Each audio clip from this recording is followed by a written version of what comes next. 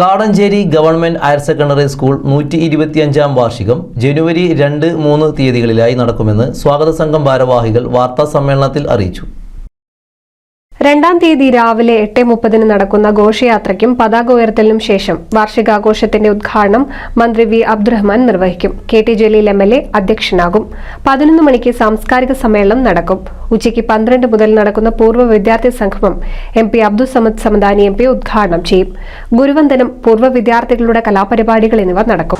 Ponnani താലൂക്കിനകത്ത് primary മുതൽ +2 വരെയുള്ള ഒരുപക്ഷെ ഒരേ ഒരു സ്കൂൾ ഈ കാടഞ്ചേരി ഗവൺമെൻറ് ഹയർ സെക്കൻഡറി സ്കൂളായിരുന്നു. 1500ഓളം കുട്ടികളാണ് ഈ സ്കൂളിൽ പഠിച്ചുകൊണ്ടിരിക്കുന്നത്. നിലവിൽ ഈ സ്കൂളിൻ്റെ വിദ്യാഭ്യാസ മേഖല കഴിഞ്ഞ കാലങ്ങളെ അപേക്ഷിച്ച് ഏറ്റവും മികച്ച രീതിയിൽ വിദ്യാഭ്യാസം നേടുകയും അതിനകത്ത് അതിൻ്റെ റിസൾട്ടുകൾ ഈ ഉപജില്ലക്കകത്ത് നല്ല വിജയം കൈവരിക്കുകയും ചെയ്ത സ്കൂളാണ്. നാട്ടുകാരുടെയും PTA-യുടെയും ടീച്ചർമാരുടെയും എല്ലാ അകമഴിഞ്ഞ പ്രവർത്തനമാണ് ഈ വിജയത്തിന് കാരണം.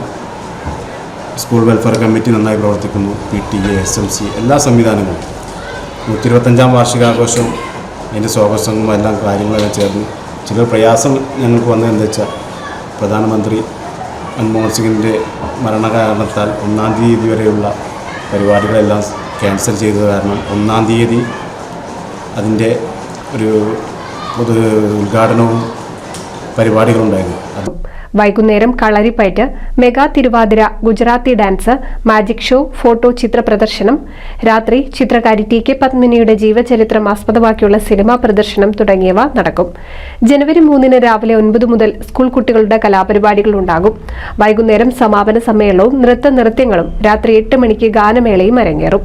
പ്രമുഖ ഫോട്ടോഗ്രാഫർ ഉത്തമൻ കാടഞ്ചേരിയുടെ ഫോട്ടോ പ്രദർശനം 2 ദിവസവും ഉണ്ടാകും. ഒട്ടനവധി പരിപാടികളാണ് അന്ന് നമ്മൾ 2-ാം തീയതി പ്ലാനിങ്ങിലുള്ളത്. കാരണം നമ്മുടെ സ്കൂളിൽ നിന്നും വിരമിച്ചു പോയ 100ഓളം അധ്യാപകരെ അന്ന് ഗുരുവന്ദനം എന്നുള്ള രീതിയിൽ നമ്മളിവിടെ ആദരിക്കപ്പെടുന്നു. അതുപോലെ തന്നെ നമ്മുടെ സ്കൂളിൽ നിന്നും പഠിച്ചിറങ്ങിയ ഒട്ടനവധി വിദ്യാർത്ഥികളുണ്ട്. വിവിധ മേഖലകളിൽ വൈവിധ്യമാർന്ന മേഖലകളിലുള്ള ആ വ്യക്തിത്വങ്ങളിൽ നമ്മൾ അന്ന് ഇവിടെ ആദരിക്കപ്പെടുന്നു. മുൻകാല PTA പ്രസിഡന്റുമാരെ ആദരിക്കപ്പെടുന്നു. അത് കഴിഞ്ഞ് അന്ന് വൈകുന്നേരം നമ്മളിവിടെ വെള്ളവെട്ട കളരിയുടെ കളരിപ്പയറ്റ് ആയോധന കല, അതുപോലെ 125 പേര് അടങ്ങുന്ന മെഗാ തിരുവാതിര, അതുപോലെ ഇവിടുത്തെ ടീച്ചേഴ്സിൻ്റെ ഭാഗത്തുനിന്നുള്ള ഗുജറാത്തി ഡാൻസ്, പിന്നെ കുട്ടികളുടെ പരിപാടി, അങ്ങനെയാണ് നമ്മൾ 2-ാം തീയതി പരിപാടി വർക്കൗട്ടുള്ളത്.